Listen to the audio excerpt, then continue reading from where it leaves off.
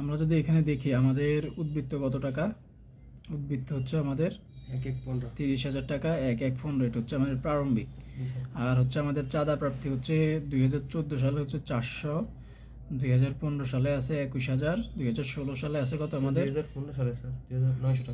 900 টাকা। বিনিয়োগের সুদ 5,000 টাকা। বিনিয়োগের সুদ কত টাকা? 5,000 টাকা। এটা আমাদের কি, এটা কোন জাতীয় আয়? বিনিয়োগের সুদ হচ্ছে মুনাফা জাতীয় আয়। তারপর হচ্ছে অনুদান প্রাপ্তি, এটা অনুদান প্রাপ্তি 19,000, এটা নর্মালি মূলধন জাতীয় আয়, কিন্তু যদি সমন্বয়ে কিছু বলে থাকে তাহলে আমরা সংশোধন করব, সমন্বয় করব। চারণ কর মুনাফা জাতীয় ব্যয়, ওকে। তারপর হচ্ছে আপ্যায়ন হতে মুনাফা, এটাও মুনাফা জাতীয় আয়। তারপরে আমাদের এখানে আছে বেতন 20,500, 20,550, এটা আমাদের হচ্ছে মুনাফা জাতীয় ব্যয়। মনিহারি 2,750 মুনাফা জাতীয় ব্যয়। টেলিফোন খরচ 1,000 মুনাফা জাতীয় ব্যয়। বৈদ্যুতিক সংস্থাপন ব্যয়, এটা হচ্ছে আমাদের মুনাফা জাতীয় ব্যয়। 4% বিনিয়োগ, এটা আমাদের সম্পদ, ঠিক আছে, এটা মূলধনের মধ্যে রাখবে, এটা আমরা। আসবাবপত্র ক্রয়, এটাও সম্পদ, মূলধন জাতীয়র মধ্যে রাখবে, এটা আমরা। অন্যান্য খরচ, এটা মুনাফা জাতীয় 7,500। তারপরে হচ্ছে আমাদের উদ্বৃত্ত, এটা যেরকম প্রারম্ভিক বছরের শুরুতে নগদ ছিল 30,000, বছরের শেষে এসে দেখতেছি নগদ আছে 38,750, এটা প্রারম্ভিক সম্পদ, এটা হচ্ছে সমাপনী সম্পদ একটা, ওকে। তাহলে আমরা ফার্স্ট আমরা যেটা করব, এখানে আমরা ফোকাস করব মূলত ইয়াতে। প্রথম করব আমরা আয় ব্যয় বিবরণী করব। আমরা কি করব? আমরা প্রথম আয় ব্যয় বিবরণী করব। তার আগে আমরা একটু সমন্বয়গুলো একটু যাচাই করে নিই, ঠিক আছে, কি কি করা যায়। ক্লাবের 225 জন সদস্য প্রত্যেকে বার্ষিক 100 টাকা হারে চাঁদা প্রদান করে। কত টাকা হারে? 100 টাকা হারে চাঁদা প্রদান করে। তাহলে আমরা পুরো বছরে এই বছরে কত চাঁদা আয় হইতে পারে তা আমরা নির্ণয় করব। 100 গুণন 225, যত হবে ততই হচ্ছে এই বছরের চাঁদা আয়। আর হচ্ছে 1/1/15 তারিখে অগ্রিম চাঁদার পরিমাণ ছিল কত টাকা? 800 টাকা। অগ্রিম চাঁদা, কিসের চাঁদা? অগ্রিম চাঁদা। কত? 1/1/15। আমরা কত সালের অঙ্ক করতেছি? আমরা কত সালের অঙ্ক করতেছি? আমরা অঙ্ক করতেছি 2015 সালের 31 ডিসেম্বর। কত সালের? 2015 সালের 31 ডিসেম্বর। আর এখানে আছে কত? এখানে বলছে 1/1/15 তারিখের অগ্রিম চাঁদার পরিমাণ ছিল। তাহলে 1/1/15 তারিখে অগ্রিম 1/1/2015 যদি অগ্রিম চাঁদা থাকে, এটা আসলে কি এই বছরের না গত বছরের? 1/1/2015 অগ্রিম চাঁদা থাকে, হ্যাঁ এই বছরের। মানে অগ্রিম চাঁদার টাকাটা কখন দিছে? এই বছর না গত বছর? 1/1/15 তারিখে অগ্রিম চাঁদা, হ্যাঁ 1/1/15 তারিখ। এই বছর অগ্রিম দিছে, এই বছর অগ্রিম দিছে। আমাদের এই বছরের হিসাবকাল শুরু হয়েছে কবে? 1 তারিখে না? 1 তারিখে না? তাইলে না স্যার 1/1/15 তারিখ, মানে স্যার 1/1/15 আমাদের জানুয়ারি 1 তারিখে স্যার দিছে। জানুয়ারি 1 তারিখে বলছে অগ্রিম চাঁদার পরিমাণ ছিল, দিছে বলে নাই, বলছে ছিল। এটা আগের বছর, এটা আগের বছরের অগ্রিম। তাহলে আগের বছর, এখন আমরা কত সালের অঙ্ক করতেছি? 15 সালের অঙ্ক করতেছি না? তাহলে আগের বছর কত সাল হইব? তাহলে আগের বছর 14 সাল। তাহলে আগের বছর যদি 14 সাল হয়, তার মানে এই টাকাটা 14 সালের ফি করা অগ্রিম চাঁদা। তাহলে এটা কি এবার কি এই বছর আয় হিসেবে ধরতে পারবো? জি স্যার, কারণ আগের বছর অগ্রিম দিছে, আগের বছরের অগ্রিমটা ছিল আসলে এই বছরের জন্য। এখন এই বছরটা চলে আসছে 15 সাল, যেহেতু 15 সালটা চলে আসছে, তাহলে 15 সালে আমাদের আয় হয়েছে, এটা আয় হিসেবে গণ্য করবো। ক্লিয়ার? তারপর আসো 31/12/2014 তারিখ 700 টাকা, এবং অর্থাৎ বছরের শুরুতে ছিল 700 টাকা আর বছরের শেষে ছিল 1700 টাকা মনিহারি, ঠিক আছে। আবার সমন্বয় আছে, তো আমরা এটা খুব সিম্পল, আমরা এটা করবো, সমস্যা নাই। তারপর হচ্ছে বিগত বছরের অন্যান্য খরচ চলতি বছরে পরিশোধ করা হয়েছে। তাহলে কি বিগত বছরের অন্যান্য খরচ? কোন বছরের? বিগত বছরের অন্যান্য খরচ। আমরা যদি এটা খেয়াল করি, আমরা এটা খেয়াল করলে এখানে দেখবো এই যে অন্যান্য খরচ আছে কত? 7,500। অন্যান্য খরচ কত আছে? 7,500 আছে। অন্যান্য খরচ যেহেতু 7,500 আছে, আবার সমন্বয়ে বলছে, অর্থাৎ এই 7,500 এই বছর অন্যান্য খরচ বাবদ দেওয়া হয়েছে। এখন সমন্বয়ে বলছে 3 নম্বর সমন্বয়ে বিগত বছরের অন্যান্য খরচ চলতি বছরের খরচ পরিশোধ করা হয়েছে। তার মানে গত বছরের খরচ যেটা বকেয়া ছিল সেটা এই বছরের খরচের মধ্যে অন্তর্ভুক্ত আছে। আমরা আমাদের কি অন্যান্য বছরের খরচ বা আয় ওইগুলো কি আসতে পারবে এই বছর? এই বছর শুধু এই বছরের গুলোই আসবে। সো এটা বাদ দিতে হবে আমাদের, এটা বাদ দিতে হবে আমাদের। কি করতে হবে? এটা বাদ দিতে হবে। কোনটা? এখান থেকে অন্যান্য খরচ 7,500 থেকে আমাদের কোনটা বাদ দিতে হবে? এই 1200 টাকা বাদ দিতে হবে। ক্লিয়ার? আবার এই 1200 টাকা যেহেতু গত বছরের বকেয়া ব্যয়, তাহলে এটা কি প্রারম্ভিক সম্পদ না প্রারম্ভিক দায়? 1200 টাকা গত বছরের বকেয়া ব্যয়। এই বছরের শুরুতেও এটা ছিল, তাহলে এটা কি প্রারম্ভিক সম্পদ না প্রারম্ভিক দায়? হ্যাঁ স্যার, গত বছরের বকেয়া ব্যয় স্যার, ব্যয় প্রারম্ভিক দায়। প্রারম্ভিক দায়। তাহলে আমাদের মূলধন তহবিল নির্ণয়ের সময় আমাদের এগুলো আসবে। মাথায় রাখবা, গত বছর বিগত বছরের কোনো বকেয়া ব্যয় থাকলে ওইটা প্রারম্ভিক দায় হিসেবে গণ্য হবে, কোনো বকেয়া আয় থাকলে ওইটা প্রারম্ভিক সম্পদ হিসেবে গণ্য হবে। ওকে, তারপর আসো 1/1/2015 তারিখে 4% বিনিয়োগে 1,40,000 টাকা এবং দালান কোটা 1,10,000 টাকা ছিল। তাহলে 1/1/2015 কবে? 1/1/2015 তারিখে 4%, তার মানে বছরের শুরুতেই বিনিয়োগে একটা ছিল যেটা 4%, 1,40,000 টাকা। তাহলে এটা আমাদের বের করতে হবে। ক্যালকুলেটর আনছো? বের করে নাও। তারপর হচ্ছে দালান কোটার উপর 5% মতো ধার্য করতে হবে, অনুদানের 50% মুনাফা জাতীয় প্রাপ্তি হিসেবে ধরতে হবে। তাহলে এবার আমরা অঙ্কটা শুরু করে দিই নাকি?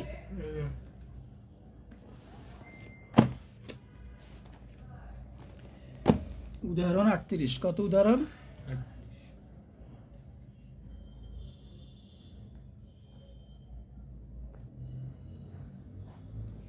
উদাহরণ 38।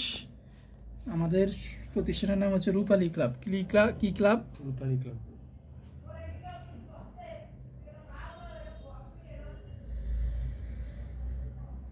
রূপালী ক্লাব লিখবো কি? আয় ব্যয় বিবরণী। কি বিবরণী?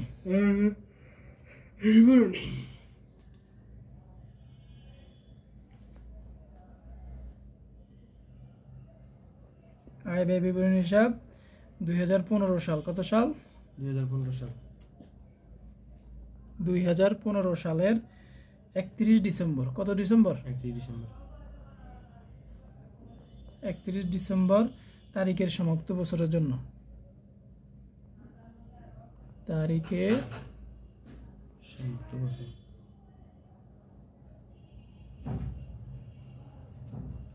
সমাপ্ত বছরের জন্য। তো স্যারে ডটটা করে ফেলি।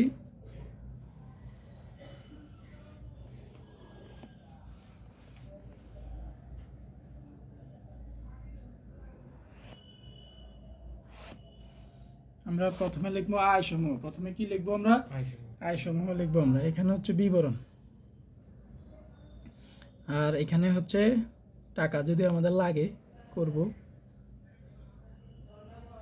ক্লিয়ার?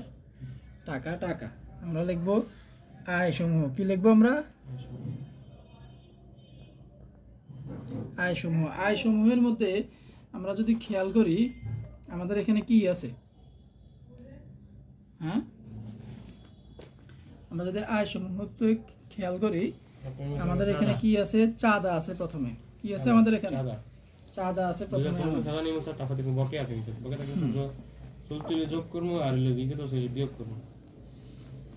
রাইট। আমাদের চাঁদা আছে কত? চাঁদা প্রাপ্তি 21,000। চাঁদা 2015 সালে আছে কত? 21,000। তাহলে আমরা লিখবো চাঁদা। কি লিখবো আমরা? চাঁদা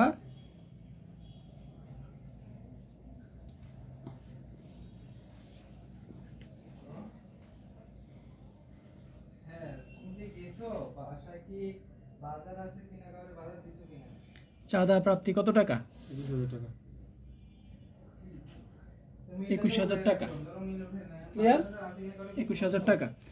তারপরে হয়েছে চাঁদা প্রাপ্তি। তাহলে কত টাকা? 21,000 টাকা। কত টাকা?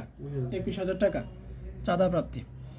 এবার আসো, আমাদের তো সমন্বয় আছে। সমন্বয়ে আমাদের বলছে কত?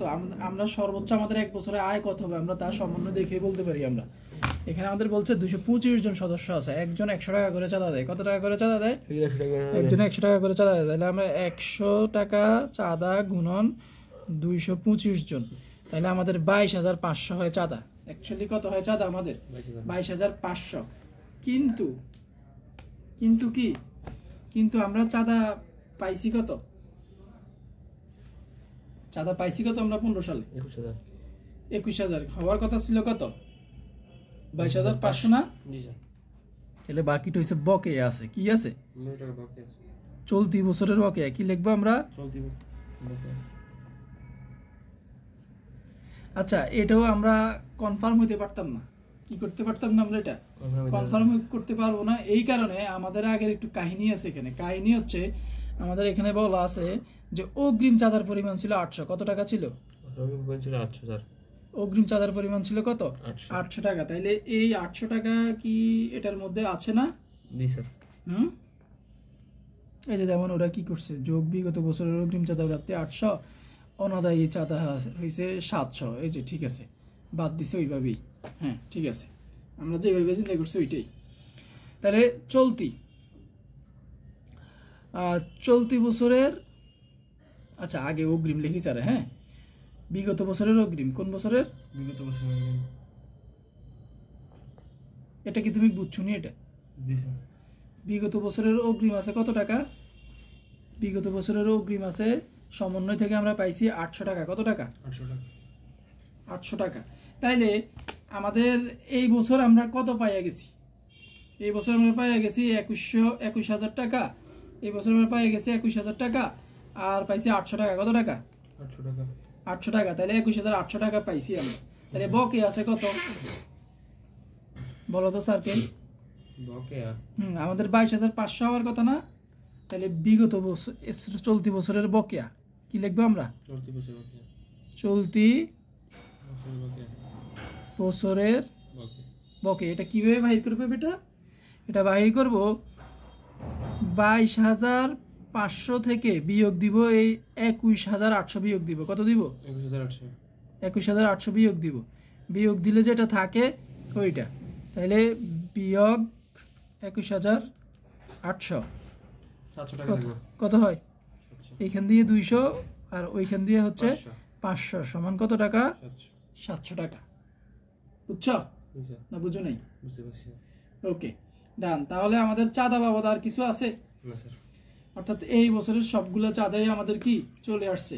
এখন 21,000-এর ভিতরে যদি আগের বছর, তার পূর্বের বছর, অগ্রিম বছর কিছু ঢুকে থাকতো, এগুলো আমরা বিয়োগ দিতাম। কিন্তু যেহেতু এটার ভিতরে কিছু ঢুকে নাই, এই জন্য আমরা বিয়োগ দিই না। এটা একদম পিওর 15 সালের। এটা কি? এটা পিওর 21,000 টাকা হয়েছে 15 সালের। এই প্রশ্নতে যেটা দেওয়া আছে পিওর 21,000 টাকা হয়েছে 15 সালের। কত টাকা? কত?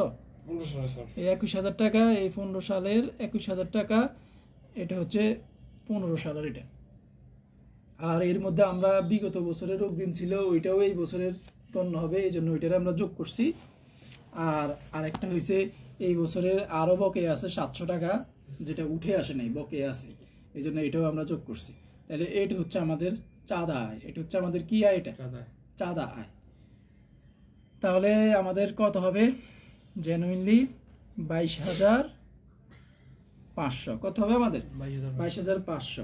এখন চাঁদার হিসাব তো গেল, আরো তো বিভিন্ন আয় আছে। বিনিয়োগের সুদ আছে না?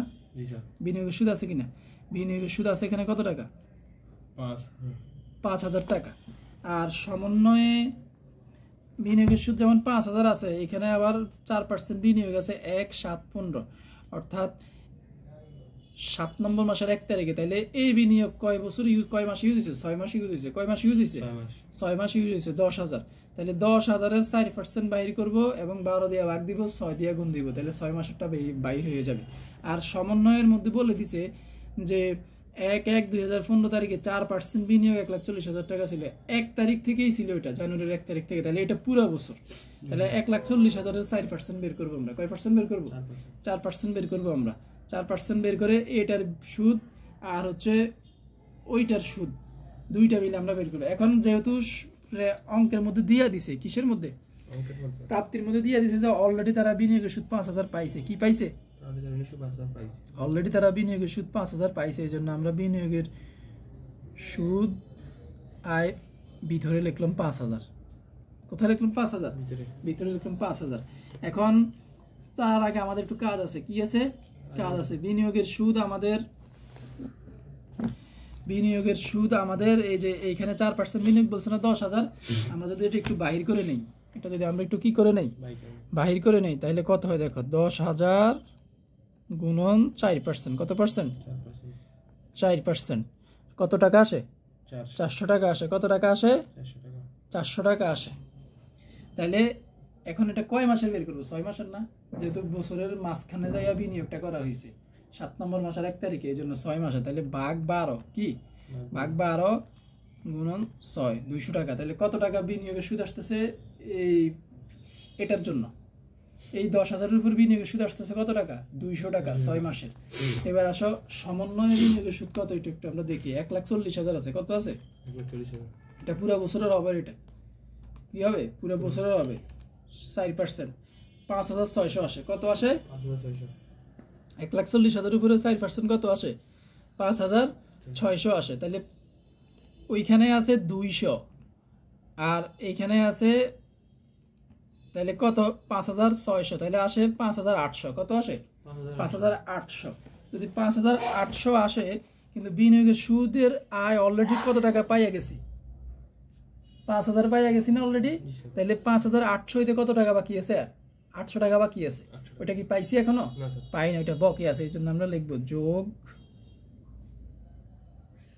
তুমি কি আসলে বুঝতেছো নি এটা, না শুধু হু হু করতেছো, হ্যাঁ, বকেয়া বিনিয়োগের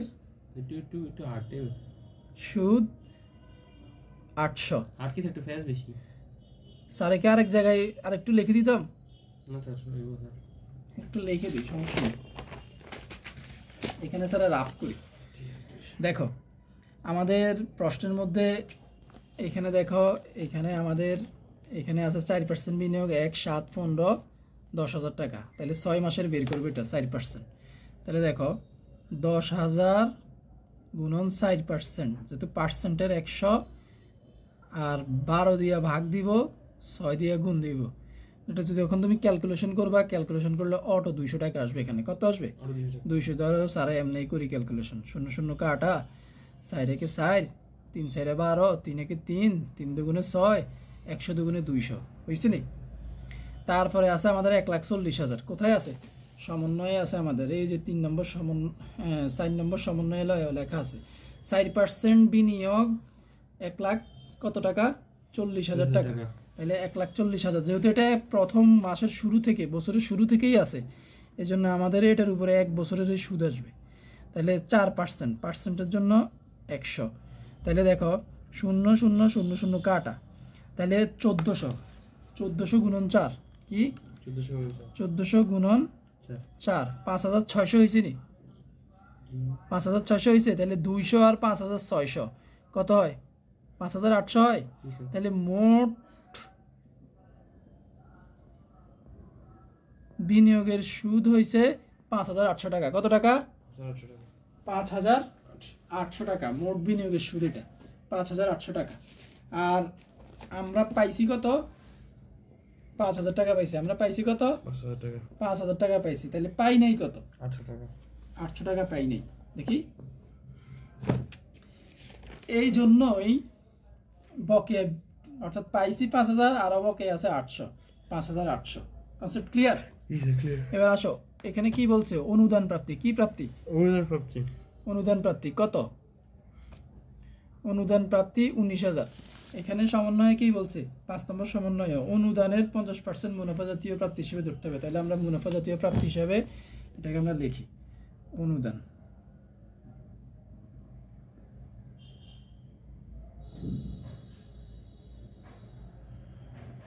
মুনাফা জাতীয়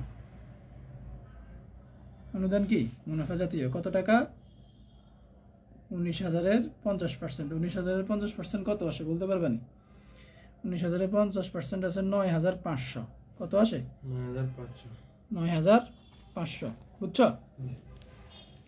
তারপর কি আছে আমাদের, তারপর আছে আমাদের চারণ কর আছে, কি আছে চারণ কর, চারণ করও আমাদের মুনাফা জাতীয় আয়। সো এটা আসবে। এখানে কিন্তু কোনো মূলধন জাতীয় আয় আসবে না। এই যে অনুদান কিন্তু মূলধন জাতীয়, সমন্বয়ে বলে দিছে 50% মুনাফা ধরতে, এই জন্য নিয়ে আসছে। তাহলে চারণ কর হচ্ছে আমাদের কত টাকা? চারণ কর হচ্ছে আমাদের 15,000 টাকা। কত টাকা চারণ কর? কত আমাদের? 15,000 টাকা। এখন তো মোবাইলের আলো তো একটু আছে। আপ্যায়ন হতে মুনাফা আসবে না আমাদের?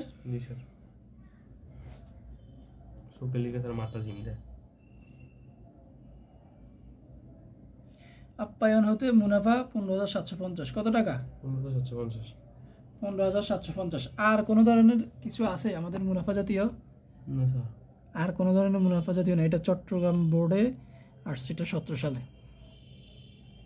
তাহলে আয় তো গেল, আর কোন ধরনের আয় নাই নাই নাই নাই, আর কোনো আয় নাই। তাহলে আমরা নিট আয় যোগ করে ফেলি। কি করে ফেলি? যোগ করে ফেলি। তাহলে কত আসে বলো তো? 22,500 যোগ 5,800 যোগ 9,500 যোগ 15,000 যোগ 15,750 কত আসে? 68,550। কত আসে? 68,550।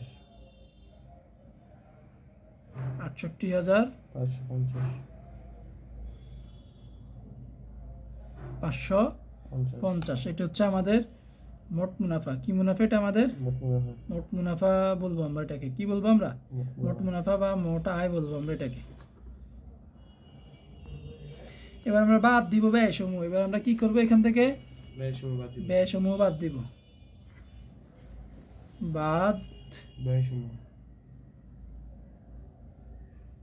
ব্যয় সমূহ। তো ব্যয় সমূহ যদি আমরা বাদ দেই, ব্যয় আমাদের কি কি আছে? ব্যয় আছে আমাদের এখানে, দেখো কি কি আছে। ব্যয় আছে আমাদের বেতন আছে, মনিহারি আছে, টেলিফোন খরচ আছে, বৈদ্যুতিক সংস্থাপন ব্যয় আছে 4টা, তারপর আছে অন্যান্য খরচ আছে 5টা, তারপরে এখানে আবার আমাদের আছে বলছে অবচয় ধরতে দালান কোটের উপর। তাহলে অবচয় আসছে ব্যয়, তাহলে কয়টা হয়েছে? অবচয় ব্যয় 1টা, অন্যান্য খরচ 1টা, 2টা আছে, বৈদ্যুতিক 2টা, 6টা ব্যয় আছে আমাদের। কয়টা ব্যয় আছে আমাদের? 6টা। আমরা জাস্ট চটপট এগুলো লিখে ফেলি, এত ইয়ার কিছু নাই। ঠিক আছে, এখান থেকে আমরা বেতনটারে নিয়ে আসলাম। বেতন কত টাকা? 20,550 টাকা। যেহেতু কাজ নাই সমন্বয় করার, তাইলে এটা এই ঘরে লিখবো। সমন্বয়ের কাজ থাকলে এই ঘরে লিখবো। ঠিক আছে, তারপর হচ্ছে মনিহারি, এটাতে সমন্বয়ের কাজ আছে। মনিহারিতে কি আছে? সমন্বয় কাজ আছে। মনিহারি প্রারম্ভিক লিখবো আমরা। কি লিখবো? মনিহারি প্রারম্ভিক হচ্ছে কত টাকা? প্রারম্ভিক মনিহারি এখানে লেখা আছে সমন্বয়ে 700 টাকা। কত টাকা? 700 টাকা। তারপর যোগ মনিহারি ক্রয়। কি লিখবো? মনিহারি ক্রয়। মনিহারি ক্রয় কত আছে আমাদের? সমন্বয়ে আছে, সমন্বয় না, এটা আমাদের প্রাপ্তিবদন হিসেবে আছে মনিহারি 2750। কত টাকা? কত টাকা? 2750 টাকা। এই যে আমাদের এখানে মনিহারি এটা 2 নম্বর হচ্ছে কত টাকা? 2750 টাকা। তাহলে আমরা লিখবো 2750 টাকা। বিয়োগ সমাপনীটা, সমাপনী বিয়োগ দিলেই আমাদের মনিহারিটা চলে আসবে, মনিহারি ব্যয়টা চলে আসবে। ঠিক আছে, সমাপনী মনিহারি কত? সমাপনী মনিহারির কথা বলছে 1700 টাকা। কত টাকা? 1700। তাইলে আমাদের 700 যোগ 2750 বিয়োগ 1700 সমান 1750 টাকা আমাদের মনিহারি ব্যয়। ক্লিয়ার? টেলিফোন খরচ কত আমাদের? টেলিফোন খরচ আছে 1000। টেলিফোন খরচ কত? 1000। তাহলে আমরা লিখব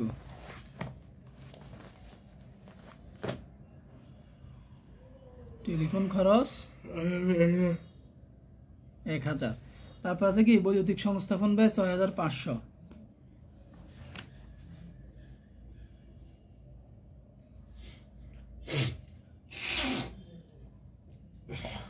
কত টাকা? বৈদ্যুতিক সংস্থাপন ব্যয় 6500। তারপর আবার আসো আমাদের দালান কোটার অবস্থা। দালান কোটার অবস্থা কত টাকা? 5%, কত টাকা? 5%। দালাল কোটা আছে 1,10,000 টাকার। 1,10,000 5% কত?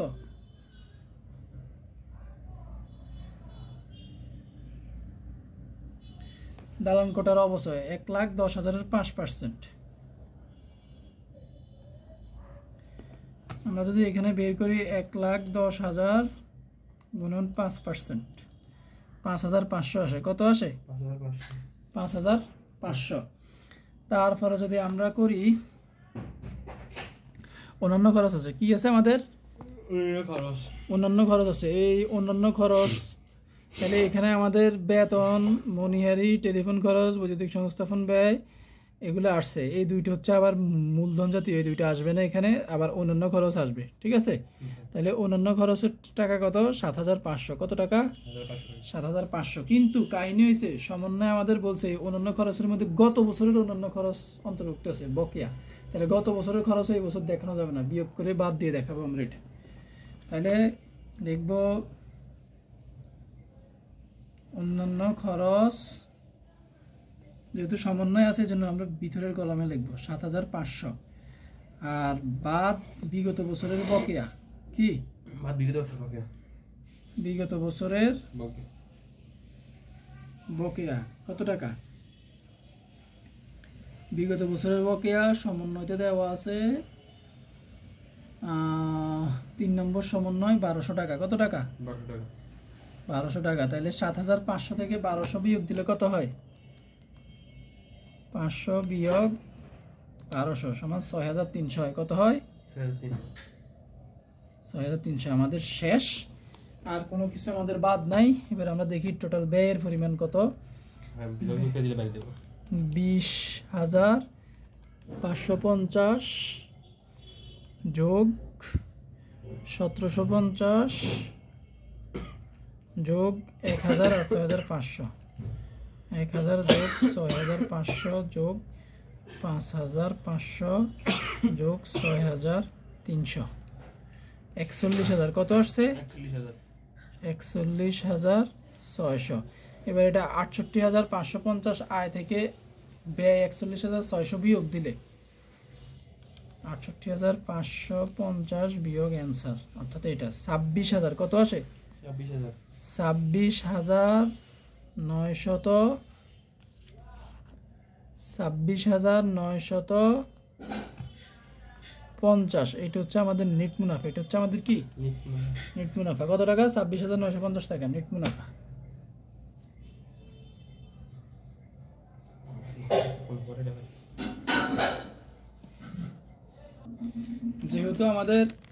যেহেতু আমাদের নেট মুনাফা নির্ণয় শেষ, আমাদের নেট মুনাফা কত হয়েছে? আমাদের নেট মুনাফা হয়েছে 26,900 কত হয়েছে? 50। এবার আমরা নির্ণয় করবো প্রারম্ভিক মূলধন তহবিল বা মূলধন তহবিল নির্ণয়। কি নির্ণয়? মূলধন তহবিল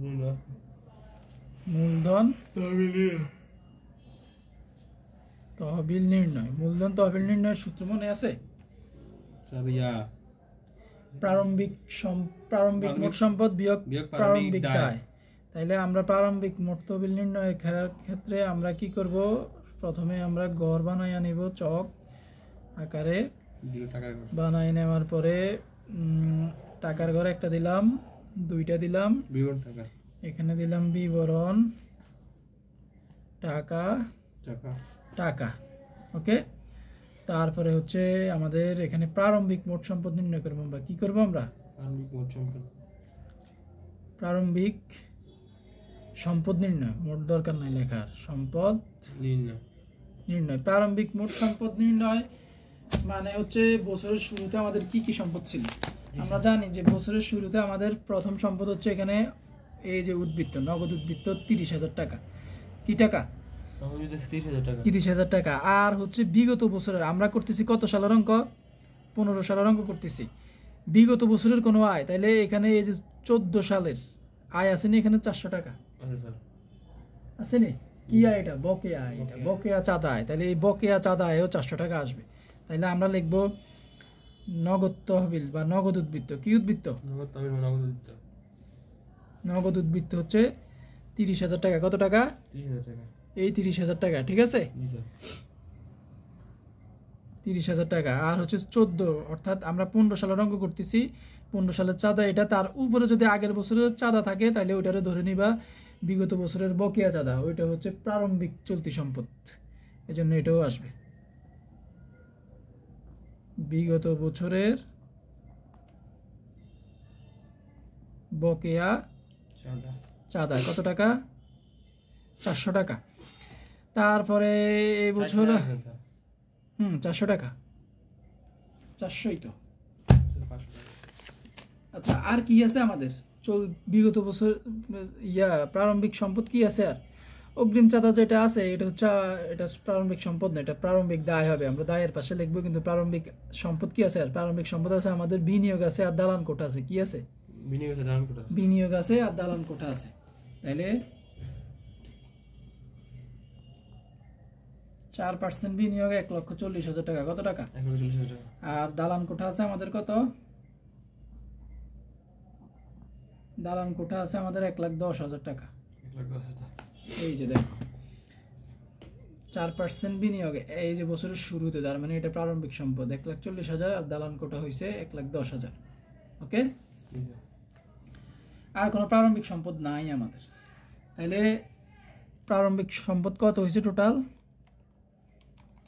30,000 যোগ 400 যোগ 1,40,000 যোগ 1,10,000 কত হয়েছে? 2,80,400। 2,80,400 এটা হচ্ছে মোট সম্পদ। মোট সম্পদ প্রারম্ভিক সম্পদ, সেটা শর্টকাটে লিখছি। এবার আসো বাদ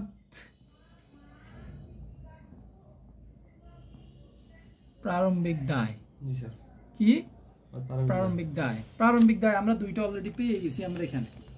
একটা হচ্ছে বিগত বছরের বকেয়া ব্যয়, এই যে বিবিধ খরচ। কি খরচ? 3 নম্বর সমন্বয়ে আছে। বিগত বছরের অন্য খরচ চলতি বছরে পরিশোধ করেছে, তার মানে এগুলো আগের বছর এই বছর টেনে নিয়ে আসছে। বছরের শুরুতে বিগত বছরের বকেয়া খরচ 1,200 টাকা পাইছি। তাহলে আমরা দায় লিখব বিগত বছরের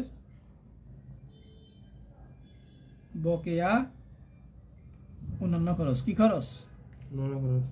অন্যান্য খরচ কত টাকা? 1,200 টাকা। আর বিগত বছরের অগ্রিম, কোন বছরের অগ্রিম? বিগত বছরের অগ্রিম, যেটা এই বছরের আয় হিসেবে গণ্য হয়েছে, কিন্তু বিগত বছর এটা অগ্রিম ছিল এবং দায় ছিল। এটা কি ছিল? অগ্রিম ছিল এবং দায় ছিল। দায় ছিল, এটা দায়। অগ্রিম আয় মানে দায়। তাহলে সেটা কত টাকা? 800 টাকা।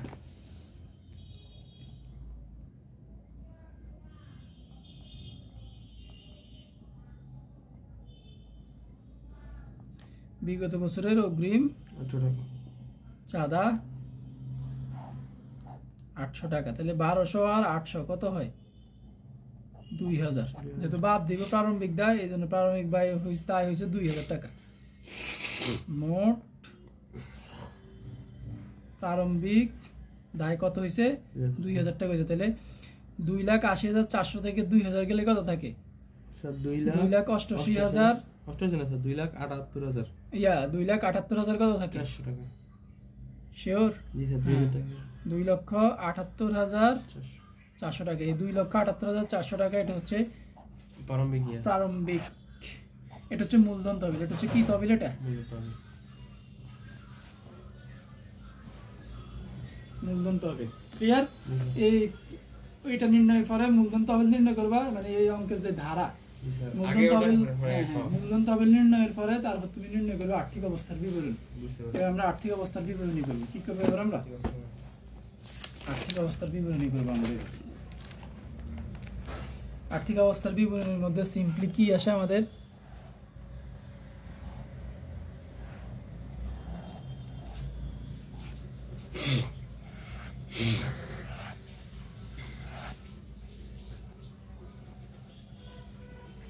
বিবরণ টাকা টাকা টাকা।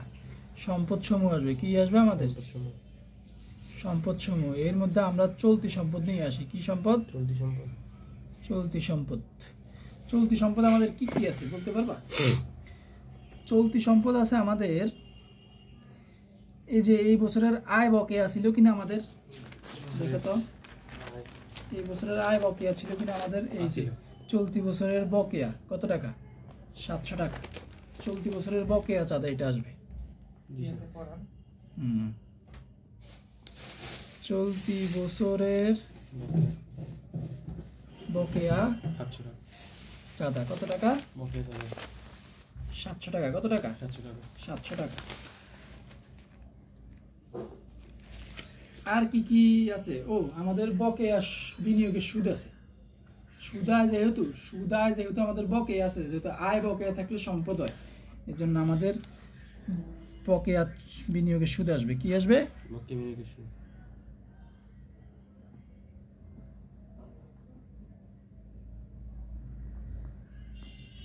এটা আমরা নির্ণয় করছি। এই যে আমাদের বকেয়া বিনিয়োগের সুদ হচ্ছে 5000, এটা আমরা পাই গেছি। আর বাকি থেকে গেছে আমাদের 800, এই 800 আমাদের সম্পদ হিসেবে বসবে, যেহেতু এটা বাকি থেকে গেছে। আয় বাকি থাকলে সম্পদ হয়, চলতি সম্পদ। ক্লিয়ার? তারপরে আর কি আছে, হ্যাঁ চলতি গেল। ও আর আছে আমাদের উদ্বৃত্ত। কি আছে, উদ্বৃত্ত। এই যে বলছি না, এইটা তোমার, এটাও প্রারম্ভিক উদ্বৃত্ত ব্যবহার হয় মূলধন তহবিল নির্ণয়ে, আর সমাপনী উদ্বৃত্ত ব্যবহার হয় আর্থিক অবস্থার বিপরীতে চলতি সম্পদে যায়। ঠিক আছে, তাহলে আমরা লিখবো সমাপনী উদ্বৃত্ত। সমাপনী উদ্বৃত্ত বলতে এটা হচ্ছে নগদ উদ্বৃত্ত। ঠিক আছে, নগদ উদ্বৃত্ত কত আছে আমাদের, নগদ হচ্ছে 38,750। কত আছে, 38,750। তাইলে এবার বলো তো আর কি কিছু আছে কিনা, স্যারদের আর কিছু বাকি আছে কিনা? না স্যার, কিছু নাই তো। শিওর? জি স্যার। বিগত বছর 4000, এটা গেল, এটাও গেল। আর কিছু নাই, সমন্বয় কিছু আছে আর বিনিয়োগ তো নিয়ে আসছে। ও মনিহারি আছে তো আমাদের, সমাপনী মনিহারি আসবে না? হ্যাঁ, সমাপনী মনিহারি কত ছিল? সমাপনী মনিহারি সমন্বয়ে গেলেও পাবো, আমরা এখান থেকেই দেখে নিই। সমাপনী মনিহারি ছিল 1700। কত ছিল? 1700। এই 1700 সম্পদ, এই 1700 কি সম্পদ।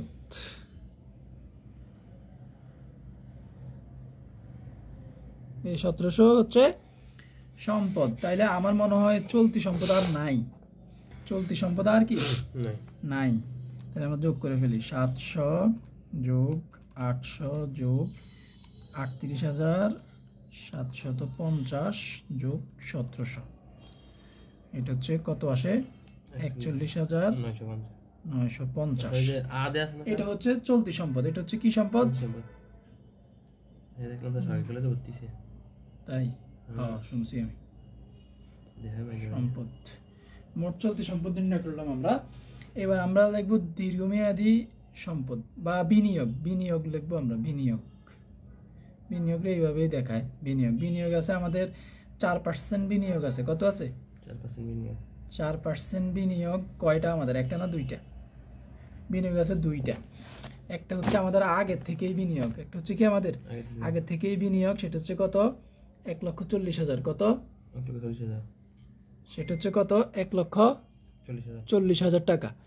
আর আমাদের প্রশ্নের মধ্যে আবার নতুন বিনিয়োগ হয়েছে কত টাকা, 10,000 টাকা। এই জন্য বিনিয়োগ হচ্ছে আমাদের 1,40,000 যোগ 10,000 যোগ কত, 10,000। তাহলে কত হয়, 1,50,000। ডিরেক্ট বসাই দিলাম। এবার আসো স্থায়ী সম্পদ। কি সম্পদ?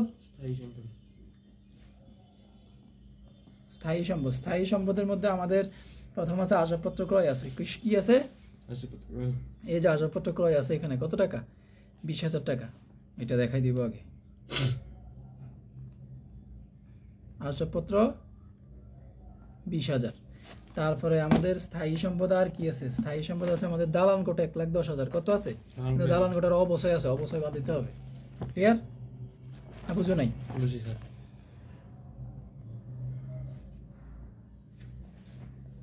দালান কোটা কত আছে? 1,10,000 10,000 কত আছে 1,10,000 বাদ অবশ্যই অবশ্যই কত আমরা বের করছিলাম অবশ্যই কত দালান কোটা এই যে দালান কোটার অবশ্যই এত এই 5,500 অবশ্যই কত 5,500 তাহলে 1,10,000 থেকে 5,500 চলে গেলে থাকে কত 1,04,500 এটা কি বুঝছো জি স্যার না বুঝো নাই বুঝছি স্যার দালান কোঠা গেল সম্পদের মধ্যে আমাদের দালান কোঠা গেছে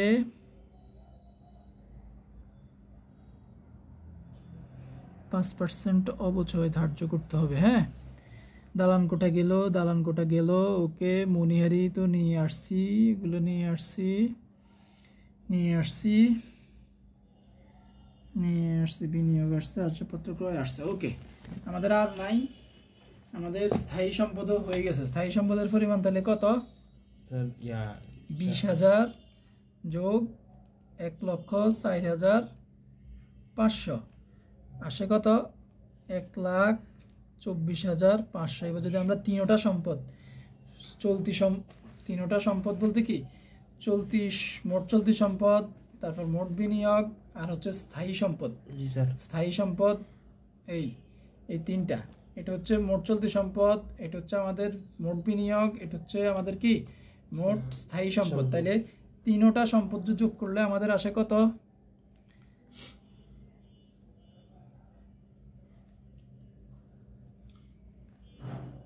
1,24,500 এখানে ভুল করছি লেখা যোগ করলে আসে 1,50,000 যোগ 41,950 কত 41,950 তাইলে আমাদের সম্পদ হয়েছে 3,16,450 এটা হচ্ছে মোট সম্পদ এটা হচ্ছে কি মাত্র এক পাশ হয়েছে আমাদের কয় পাশ হয়েছে এক পাশ হয়েছে মাত্র এবার আমরা এবার হচ্ছে আমরা মূলধন তহবিল ও দায় এবার নির্ণয় করবো কি আমরা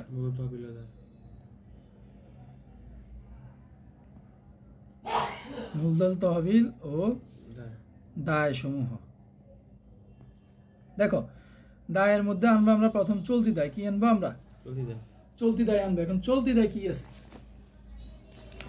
চলতি দায় আছে একদম প্রথমেই আছে 16 সালে যে অগ্রিম নিছে না এই যে অগ্রিম চাঁদা নিছে না অগ্রিম চাঁদা আমাদের জন্য দায় না হ্যাঁ তাই কি না এই জন্য আমরা লিখবো অগ্রিম চাঁদা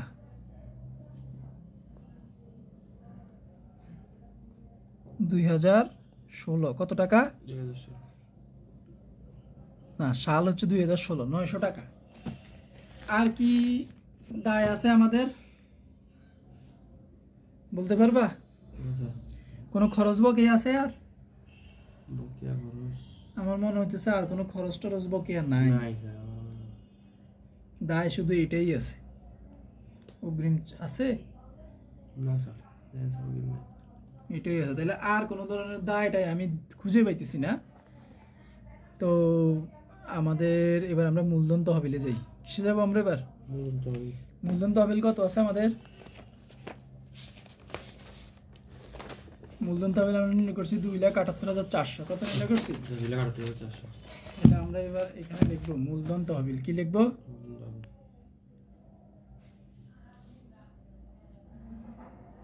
মূলধন এটা যেহেতু নাই তাহলে এটা ডিরেক্ট এখানে বসাই দিই 900 আর মূলধন তহবিল হচ্ছে কত মাত্র হিসাব করলাম 1,78,400 2,78,400 2,78,400 কত 2,78,400 এই মূল সরি এটা এখানে হবে না এটা ভিতরে হবে 2,78,400 মূলধন তহবিলের সাথে যোগ হবে আমাদের কি নেট মুনাফা হয়েছে না লস হয়েছে এই যে 26,950 এটা কি আয় হয়েছে না লস হয়েছে 26,950 আয় হয়েছে আয় হলে যোগ হবে আর লস হলে বিয়োগ হবে তাহলে 26,950 এটা আয় হয়েছে তাহলে যোগ নেট মুনাফা যোগ কি নেট মুনাফা কত টাকা 26,950। তাহলে কত হয়? 2,78,400 যোগ 26,950 সমান 3,05,350। ক্লিয়ার? এইবার আমাদের একটা তহবিল, ওই যে তহবিল থাকলে তহবিল আসবে এখানে, কোথায় আসবে? তহবিল। তাহলে অনুদানের 50% মুনাফা জাতীয় হিসেবে নিছি না আমরা। এই যে আমাদের অনুদান প্রাপ্তি কত? 19,000। আর অনুদানের 50% তো আমরা মুনাফা জাতীয় প্রাপ্তি হিসেবে দেখাচ্ছি, কিন্তু বাকি 50% তো মূলধন জাতীয় প্রাপ্তি। ওই বাকি 50% এখানে দেখাইতে হবে। অনুদান 19,000-এর 50%, কত পার্সেন্ট? 19,000-এর 50% কত আসে? 9,500। কত আসে? 9,500। তাইলে স্যারে এবার এগুলো যোগ করছি। এখানে আমাদের চলতি দায় আছে 900, তারপরে মূলধন তহবিলের সাথে নিট মুনাফা যোগ করার পরে আসছে 3,05,350, আর হচ্ছে আমাদের অনুদান মুনাফা জাতীয় প্রাপ্তি যেটা 9,500, এটা একটা তহবিল। ঠিক আছে, 9,500 কত হয়? 3,15,750। কত হাজার? 3,15,750। কিন্তু একটা জিনিস খেয়াল করো, এখানে হচ্ছে 3,16,450, এখানে হচ্ছে 3,15,750। অঙ্ক কি আমাদের মিলছে? অঙ্ক আমাদের মিলে নাই। হয় অঙ্কতে ভুল না হওয়ার সম্ভাবনা হচ্ছে 99%। না স্যারে বলি, ভুল না হওয়ার সম্ভাবনা হচ্ছে 99%। আর এটা একটা অপূর্ণাঙ্গ অঙ্ক মনে হয়েছে আমার কাছে এটা। ঠিক আছে, তবে আমার যে লক্ষ্যটা ছিল সেটা হচ্ছে তোমাকে একটা কমপ্লিট অঙ্ক সিরিয়াল বাই সিরিয়াল দেখানো, কিভাবে একটা অঙ্ক করতে হয় প্রথম থেকে শেষ পর্যন্ত। সেটা আমার সফল হয়েছে।